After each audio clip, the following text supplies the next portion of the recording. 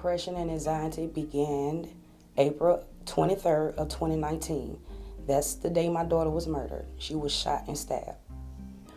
How I knew I was depressed, I couldn't eat, I couldn't sleep, I didn't want to be bothered, I didn't want to cook, I didn't want to do things, I didn't want to be an adult. Just wanted to lay in the bed, just lie in the bed, didn't want to talk on the phone. It's like everybody got on my nerves, my husband, even my grandson. Then I realized I began having panic attacks. Panic attacks is when you can hardly breathe. When your heart is racing so fast and you're shaking. You just have to just sit until it goes away. I realized I was dealing with depression when I couldn't get out the bed. I started isolating myself from family and friends and activities that I would normally do. I didn't have any energy to do anything. And I had this feeling, this eerie feeling inside of me that I didn't understand until later on I realized I was full of anxiety.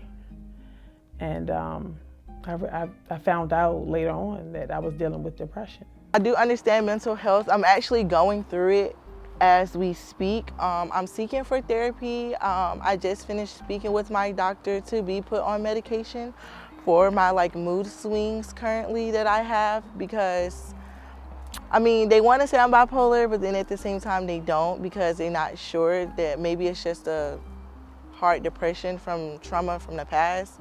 I went through a lot in my childhood, so it's kind of tough now growing as a young adult woman that I am and going through it, because I don't know what to do, and sometimes it's hard because I'm always crying, or I'm either hurting others that's around me and I don't know that I am because I'm not trying to, but with the fact that I'm depressed, it's causing others to be around me sad or isn't. I am a retired college professor living in Atlanta, Georgia. I am also a survivor of several bouts in my adult life of depression and mental illness. I have several degrees, but that did not stop me from experiencing this illness. And although it is now very much under control, I still am very aware of it, and I'm always on the lookout for when it might rear its ugly head.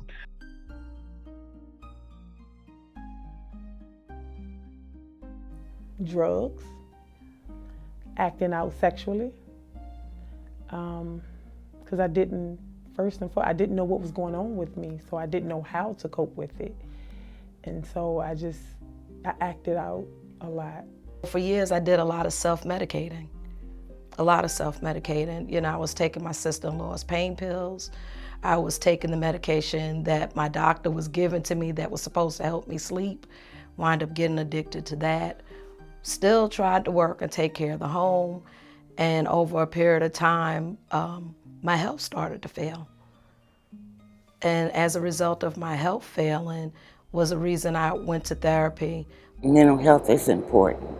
It's important to our well-being, our children, our family, our friends, and that we do sometimes struggle with mental health without even knowing that that's the problem. Once we start to believe and get the mental health, we start feeling so much better about ourselves, knowing that we are strong Black women, but we do have to take care of ourselves sometimes. What I would like to share with anyone that's watching today is to go seek help. If you're dealing with depression, anxiety, or you're even dealing with feelings that you don't understand what is going on within you, go seek help. Go seek a therapist, a psychiatrist, and don't be ashamed. It's nothing to be ashamed about. You're not weak. You're not weird because you're seeking help. You're human. And it actually makes you stronger that you're going to seek help. Do not give up. Do not, it's hard. I know it's hard because there's times I had breakdowns and breakdowns after breakdowns. And it is so hard. And I understand a lot of people don't want to be on medication, and you don't have to be. Just find a coping mechanism that works for you. Talk to somebody, get that stuff out of you, cry about it, let it go. Yell, scream in your car if you need to. yell when you're talking to the therapist if you need to.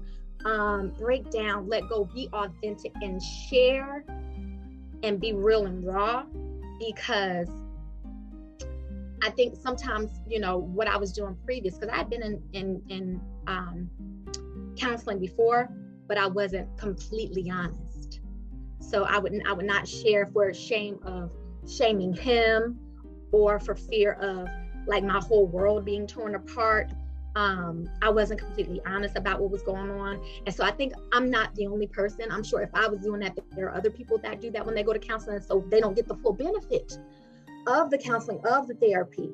So that's why I really encourage people to go in and just let it all go.